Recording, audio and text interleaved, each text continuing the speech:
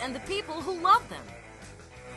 Hello, this is Mickey Desai, one of your hosts for this episode of the Nonprofit Snapcast. No, that's not right. That's the other podcast I do. Take two. Hello, Mickey. Take two. Hello, this is Mickey Desai. I'm your host for this episode of The Thing About Cars. And around the table, we've got Dawn. Are you there? Hello, everyone. And Ben? Oh, yes. And Beka. Hello. And I heard from Ronnie, and he's running late if he's going to get here at all. Apparently, he had to cover for somebody at work, and he's dealing with a customer who just likes to talk, I think. So, nothing wrong with that. People need to talk. I just hope they're doing the social distancing thing. So on our agenda, let's start with a moment of Grand Trivia Auto. We may have done this one before. You guys are going to have to call me on this. The question is, what city was the first to use parking meters? And I feel like we've done this one before. I don't think we have. You don't think we have? Mm-mm. All right, I'm setting our timer for the show. What city was the first to use parking meters? Was it New York, New York? Was it Philadelphia, Pennsylvania? Was it Oklahoma City, Oklahoma? Or was it Chicago, Illinois? Those are our choices. Was it Chicago, Oklahoma City, Philadelphia, or New York? First to use parking meters. We'll come back to that at the end of the episode. In the meantime, let's take a look at our agenda for this thing. The first question I want to ask is a question from my friend Jenny Hammer DeMeglio. She actually posed a question thinking it would make for good trivia fodder, but I think it's just good conversation fodder. She asks, why was the first Mustang specified as a 64.5 when I've never heard any of the other cars being specified with an extra half notation? If there are other cars, what are they? And since we have a resident Mustang fan, I thought I'd throw that on the table. And actually, I don't know about other cars, but it's not the only Mustang with a half-year designation either. The long and short of the 64.5 is, technically speaking, that's not what it is. All Mustangs in the beginning were 1965 Mustangs. But what they did as a like a campaign thing, what have you, they had decided to debut the car early so it wasn't lost in with all the other cars that come out with their new model at the end of the prior year. They wanted the Mustang's debut to be separate from all those other cars. So they did it early, and they did it at the World Fair. But because it came out earlier than all the other 1965 models, the enthusiasts dubbed it 1964.5. But all the VIN stampings still reflect that it's a 1965 Mustang.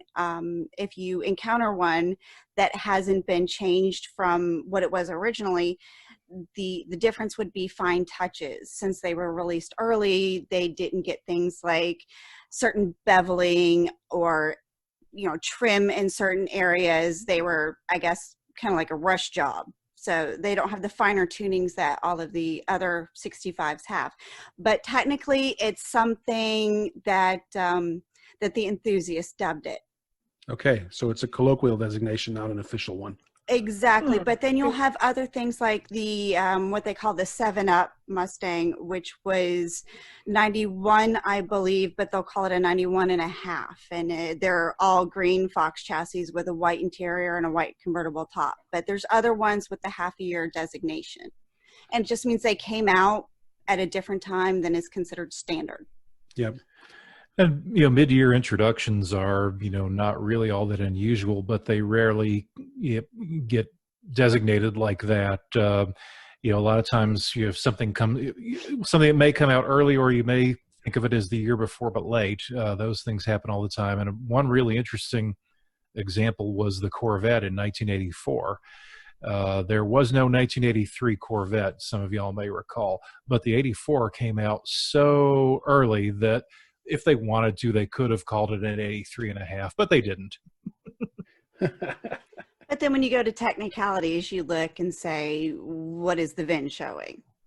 Right, exactly. Right. And so there's no such thing as a VIN with a half-year designation on it, is there? No. Yeah. No, and it's probably something that, because the enthusiasts dubbed the early one a 64.5, it could just be something within the Mustang community that it created a trend. I'm not sure why they would do it with them and not everybody else, but officially there is no half year. Right. Well, Jenny, I hope that answers your question. And if we need to go back and do a clarification, hit me online. And thank you. That was actually a pretty good question, because I had no idea. Initially I thought, what, 64 and a half? Did they really do that? And Beka was able to say no. So yeah, obviously. Beka, while we're talking about cars that you love, you said you had a movie thing you wanted to talk about?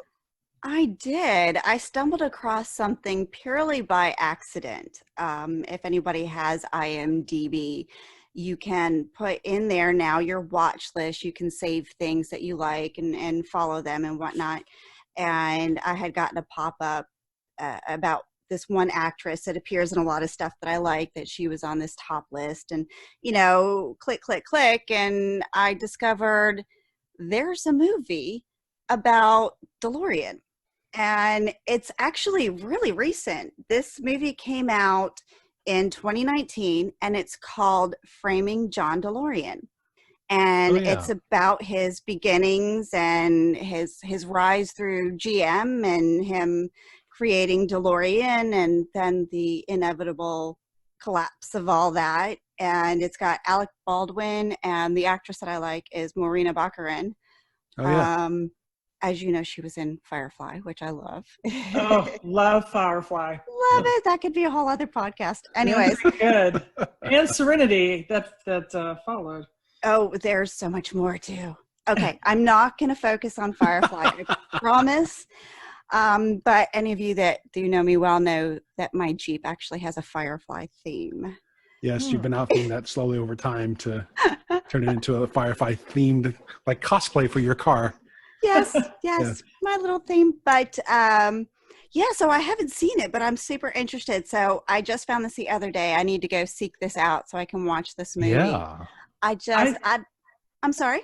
Oh, Becca, I thought you were going to say Ford versus Ferrari was the movie. I actually have it now. I just haven't sat down to watch it. But I didn't know if maybe everybody else in the world knew about this movie and it was just me with my head in the sand, or what happened. But I didn't even know there was a DeLorean movie that came out last year. I'd heard of it, but then forgot about it. I haven't seen it yet, but thanks for reminding me.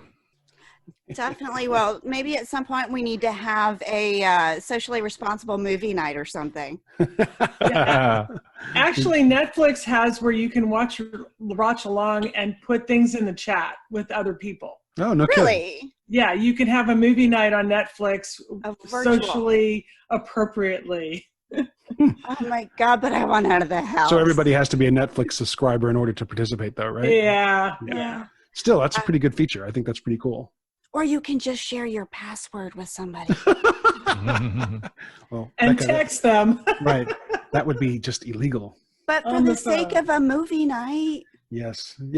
Social contacts. I was talking with a friend of mine today. She's like, I understand why we need social distancing, but I still think that social contact is completely healthy to have. And Very much.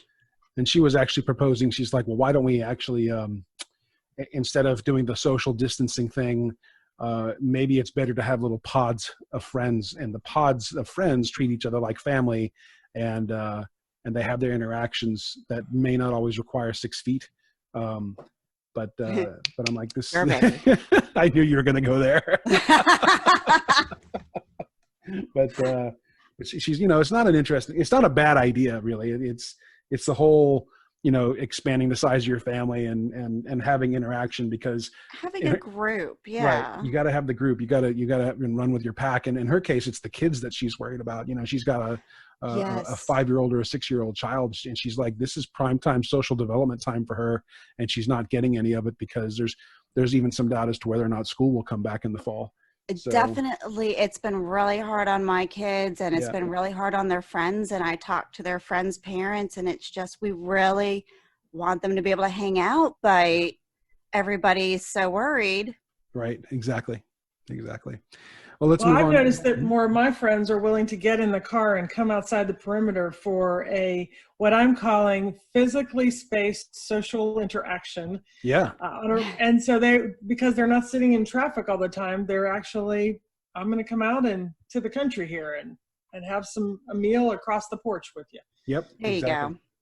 Exactly. So, all right, let's find our next item on our agenda here. Ben, how did you get your sheared bolt fixed? Okay, well, I think I By mentioned this sheer in luck. I'm sorry. I had to. Oh, God. I cut you off, but I had to. I'm going to mute Beka now. I'm sorry.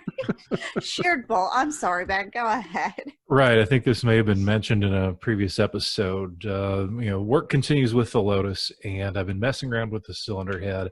I had it on the car, found some valve train issues, took it back off the car, and in the process of dealing with the valve train issues, I broke off one of the studs that secure the camshaft caps.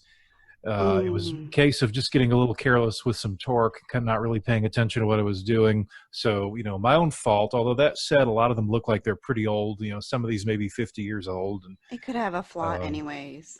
Possibly, yeah. Well, so the one that was snapped off, I took it to my friend Bob, the old grizzled racing mechanic who has forgotten more than most of us will ever know about these things.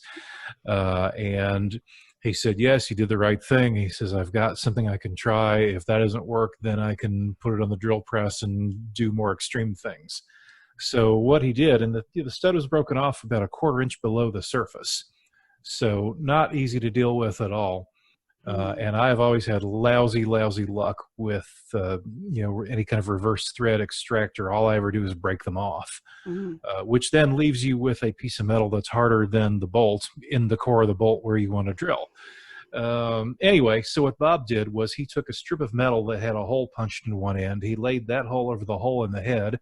He hooked up his arc welder and basically built up metal on top of the broken piece of stud until it came up to where that strip of metal was and fused with that. So he had basically just built a handle on top of the broken piece and spun it right out. Did it in about 2 minutes, charged me $35, money very well spent, I thought.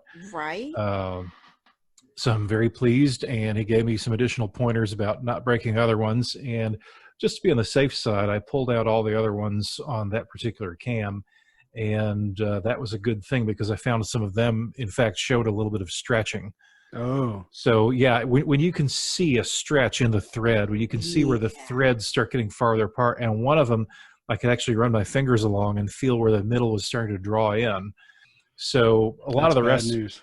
Yeah, a lot of the rest of these were ready to go. I think somebody in the car's past, some previous owner or previous owner's mechanic was a bit less careful than I was. So I just, popped them all out and changed them. Good. Very done. good. Excellent. Well, I would have thought that would have cost you a lot more. That's awesome. That's a deal. Oh, yeah. I've heard of the welding technique before. I mean, even on the online forums where people will say, God, I sheared off this bolt head. What am I supposed to do? And sometimes the answer is exactly what this guy did. Just take a little bead of from an arc welder and, put bead on top of bead until you have enough clearance to, in some cases, weld on an actual bolt, just another bolt. Oh, yeah. Or a bolt head, and then just wrench it out the way it's supposed to go. Being broken off below the surface makes it more difficult, of course. Much more difficult. Yes. Sorry, you don't need to pause for that. I was wondering, so it wouldn't fuse to the side because it was broken lower? No, I think it may have been something to do with the difference of metals because the stud is steel and the head is aluminum. So they don't really stick to each other. And I'm not sure exactly what kind of rod he was using, but it looked like a wire feed machine. Yeah. Plus the hole has a layer of oil on its walls. Uh-huh. Well, I'm glad you got all that sorted out.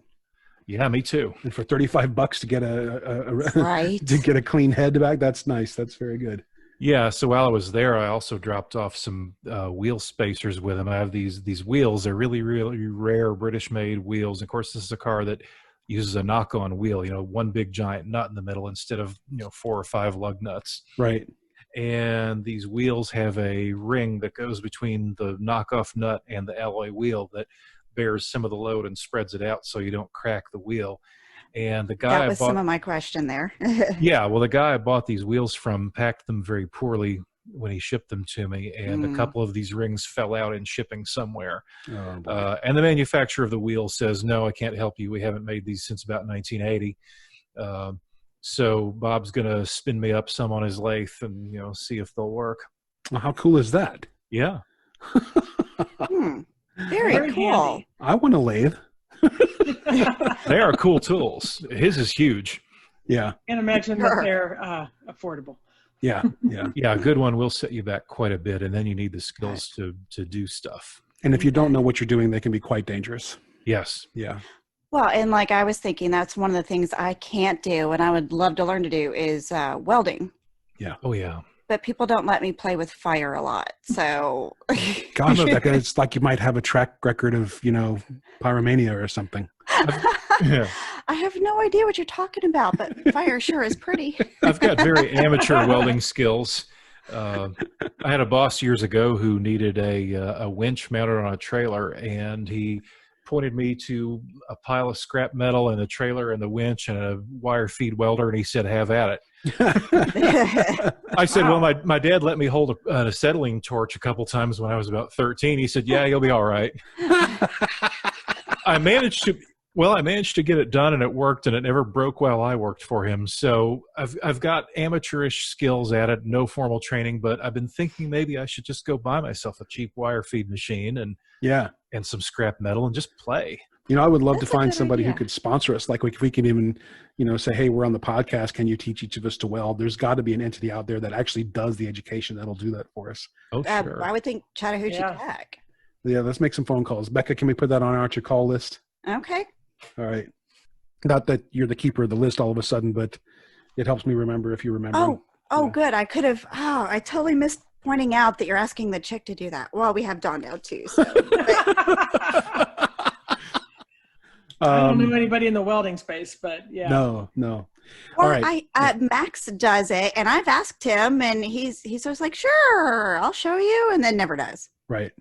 So I don't know. Maybe even Max. Yeah. Let's lean on somebody and see if we can't turn it into something fun. That would be kind of cool. But I can't even solder well. So Yeah. Oh my God. As many times as yeah. Well, can you? It's a definite skill, and or either that, or we could get somebody from one of the IBEWs, one of the local unions, and I bet you they have some incredible welders. I have, True. when it comes to soldering, I do have formal training in that. Okay. Or what about your friend? What was his name, Bob? Yeah, well, he's an old school machinist, basically an old retired racing mechanic. Mm-hmm. Well, I always prefer Yeah. old school over anything, but Oh, sure. Yeah, I don't know that he teaches per se, or if it's something he would even want to do, but Yeah. I don't know if he'd be willing to let us spend the day in his shop and just, maybe like do a day of techniques or something. That'd be kind of cool. I have no idea. So interesting. Okay. So I need your help. I need everybody's help with a completely, we're jumping to the next topic on the agenda here. And I need everybody's help. This is a personal psychological problem I've got. Uh-oh. so many jokes. Right. So occasionally I look at the world and I see these headlines online about this cool new truck or this cool new trailer, like this new freakishly new Airstream came out and it's just slick and opulent and I want one. And it's just like, Really? yeah. And I keep thinking to myself, wouldn't it be nice? And there's a part of me that just revels in the moment of seeing this nice thing on the screen until I look at the price tag. Right. And then I have that, the rest of the moment is like, why do I keep torturing myself by looking at things that I will never be able to afford? Right. And so that is turning into a more of a growing sentiment for me. It's like, yeah, sure. It's pretty. Okay. Can I get back to trying to move my life in some positive direction now? Instead of just taking a moment to say, okay, that's really cool. And then not getting bogged down by it. So that's, what do you guys do? Do you have this sentiment? Do you look at things and you're like, screw it, I'm not going to look at this anymore because I just can't afford it or whatever? Am I alone in doing this? You are not alone. Okay. Yeah, I was about to say I can't give you advice to not do it because I have very similar issues. And by the way, I'm already on the Airstream website. Yeah, I think it's human nature, and some of us cope with it by redirecting. Yeah. I mean, I know every time the Porsches come out every year, I look at them and close the book slowly. Because and sometimes I just don't even want to know the price. Right. Holy cow. It's just turned into a major frustration. It's like, why am I torturing myself with this dream anymore? The dream is not achievable. But I also think that things have gotten really expensive. Yes, inflation has been insane. I mean, I think the price of things lately, and I put my economics hat on. I don't know how that's sustainable for some of this. It seems like there's a small customer base for some of the expensiveness, or people are just extending their credit. I don't know.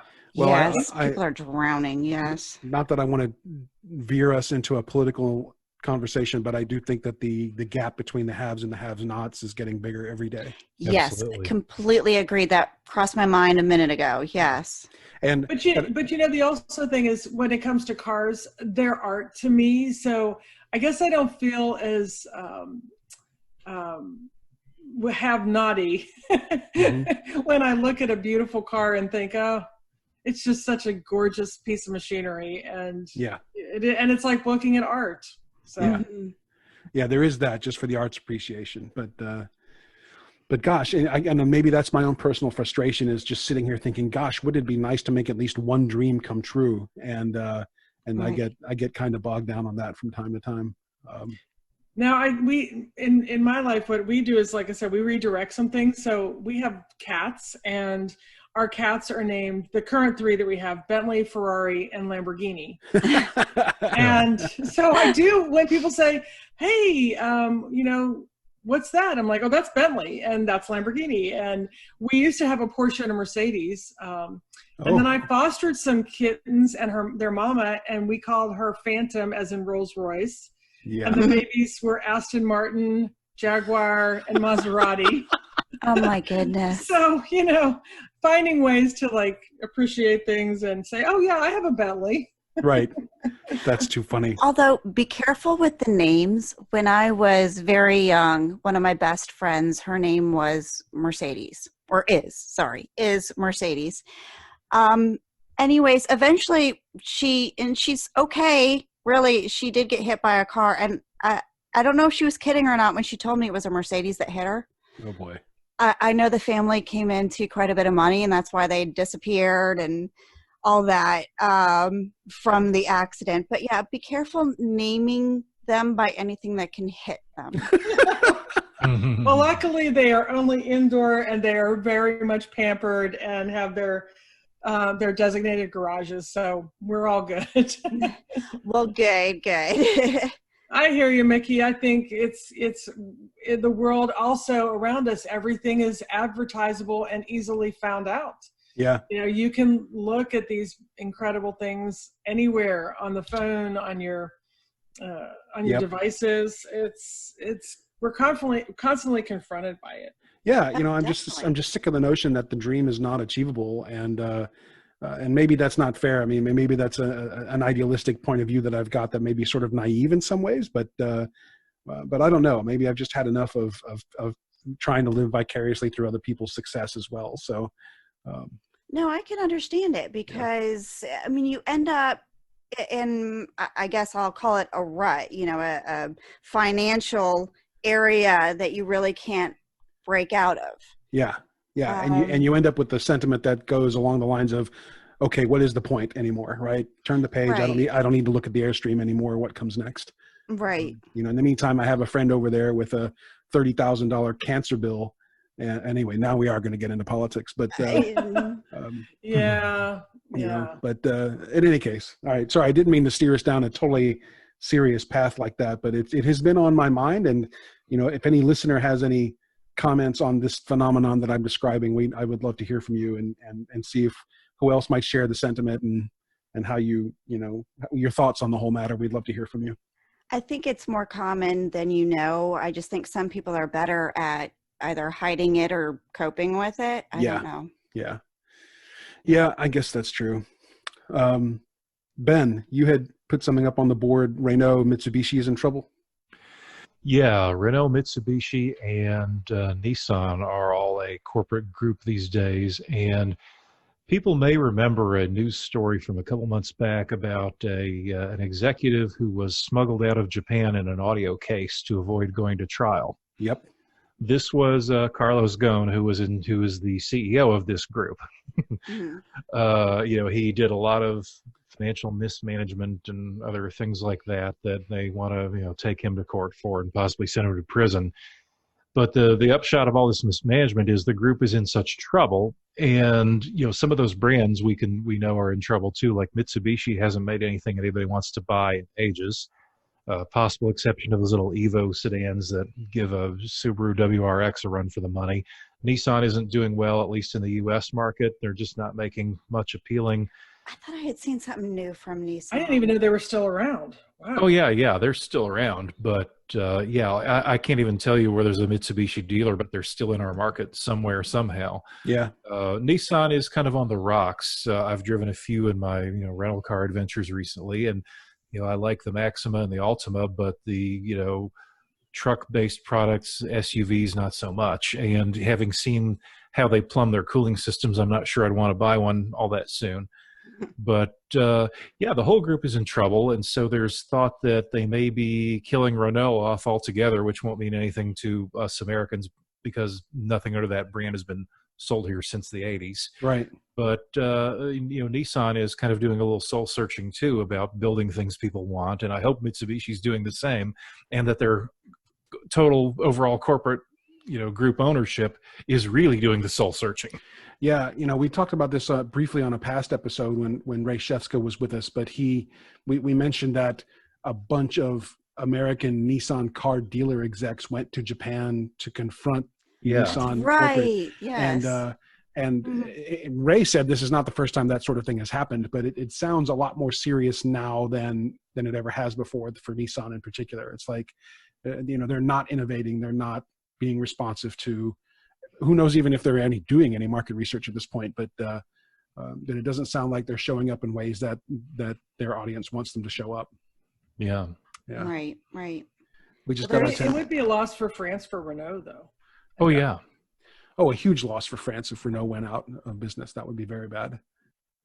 But the American car market's been kind of weird, and that's the only thing that I think most of our listeners is kind of aware of is the American car market, and that does not include Renault, and that does not include a number of different names that are actually huge presences in other parts of the world.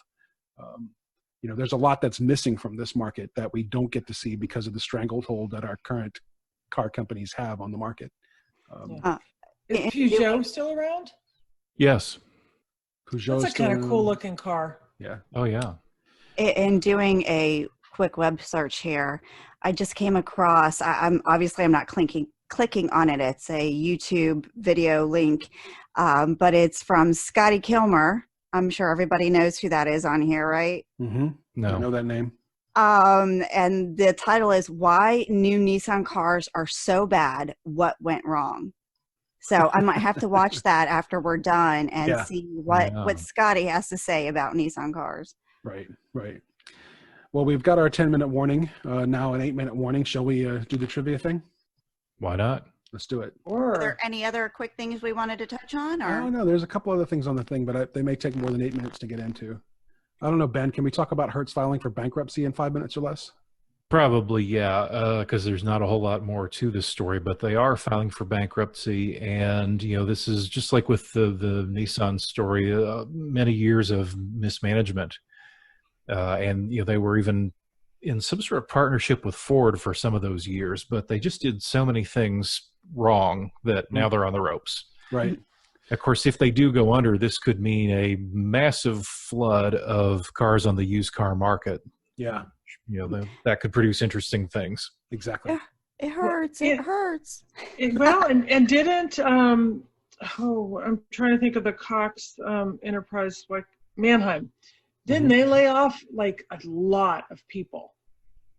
I don't know. The auction house. I saw something about 3 weeks ago where they laid off tons and tons of people. So it's interesting that in all of this, I wonder if people just not just the mismanagement, but not needing rentals, not needing, their cars are going to last maybe a little longer because we're not using them as much. Right.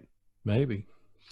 Well, all the rental traffic has completely dropped out of existence. People aren't traveling for work these days, and so that cash Except flows, for me. well, right, except for Ben. Yeah. But Hertz had, I mean, it's interesting that I'm now putting my head around this, because as a Hertz, like, you know, when you're a member of the hire and you go in there and everything is ready for you. You order everything online, you walk in, there's your car, you know where your car's at.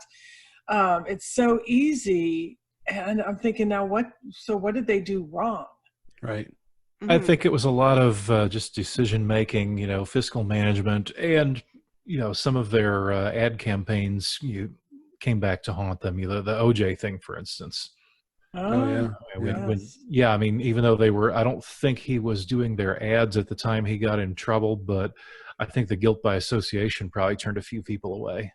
Well, then we would need to ask Corona how beer sales are going right now.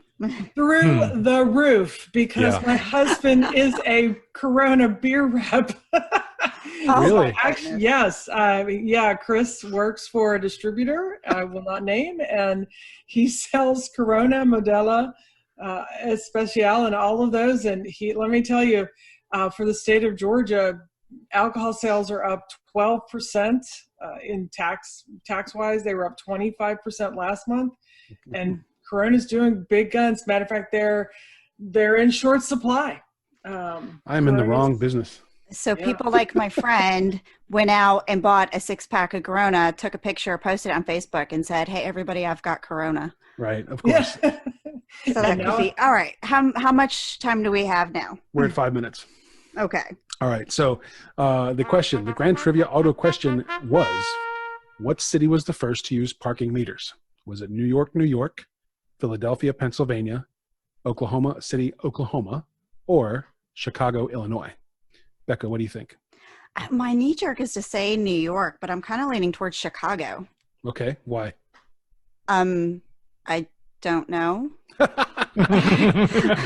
Dawn, what do you think, Dawn? You know, and I'm thinking of these cities as walking cities, New York, Philly, Chicago, and Oklahoma City is more of a driving area. So I'm going to go with Oklahoma City. Okay. Ben? Oh, goodness. I haven't a clue, because both of those guesses make some sort of sense. I mean, my gut kind of wants to just say something, but I really don't know. So, but see, Dawn, on your point, though, I understand that, but a lot of people would live further out way back when and drive into the city and have to park and walk around. I don't know. So the question comes down to which one of these metropolitan areas wanted to make money off of cars parking. I think that's right. I think Everybody. I think it's solid logic in both cases. Yeah. But you know, having said that, the answer is. Wait, what was Ben's guess? Ben had not entered a guess. He's sort of undecided on the whole thing. Okay. Unless you want to enter a guess just for the heck of it, Ben? Nah. Okay. So the answer is Oklahoma City. Ah. Ding, ding, ding. Dawn gets one. Yay. The history I've got here, it says Oklahoma City on July 16, 1935, Holger George Thewson, I guess is his name, and Gerald Hale designed the first working parking meter called the Black Maria in 1935. Hale and his partner Thewson were engineering professors at Oklahoma State University. They began working on the concept of a parking meter in 1933 at the request of a specific lawyer in Oklahoma. Rather, it says here, lawyer and newspaper publisher Carl McGee. The world's first installed parking meter was in Oklahoma City on July 16, 1935, and McGee received a patent for the apparatus on the 24th of May in 1938. So, but what we don't have is the economic background for this. It's like, was it a privately owned thing? Was it a city-owned thing? We don't know, and so that may be an area for more research just for the heck of it. Right. Yeah. And Route 66 went through Oklahoma City too, so there may have been a lot of people stopping in. Yeah, exactly. Yeah, that was what I was thinking. It's just, it made sense I look at things through the lens of public policy, and I think from a revenue standpoint, it makes sense. Yeah. Oh, yeah. And Oklahoma's always been a poor state, so anything to raise a buck. Well, I just think it's funny that they actually named it the Black Maria. Was the yeah. name of an actual parking meter. So that's very funny to me. All right, I guess that wraps it up for another episode of The Thing About Cars. Thanks to our listener, as always, for joining us. Your 5-star ratings of our show go a long way towards making The Thing About Cars appear more in other searches and helping us to reach more and wider audiences. So thanks for leaving your feedback on Apple Podcasts and Spotify and wherever else you listen to the show. It means a great deal to us. And if you like what we do, please support us via Patreon. It's patreon.com/thethingaboutcars. Your small contributions there will ensure that we can actually do this bigger, better, stronger than before. So thank you for your support, and thanks for subscribing to The Thing About Cars. We'll see you again with another episode in about a week. Take care. Bye-bye. Bye. See ya. Have a great one on the road. Thank you for listening. This has been The Thing About Cars. We'll see you on the road.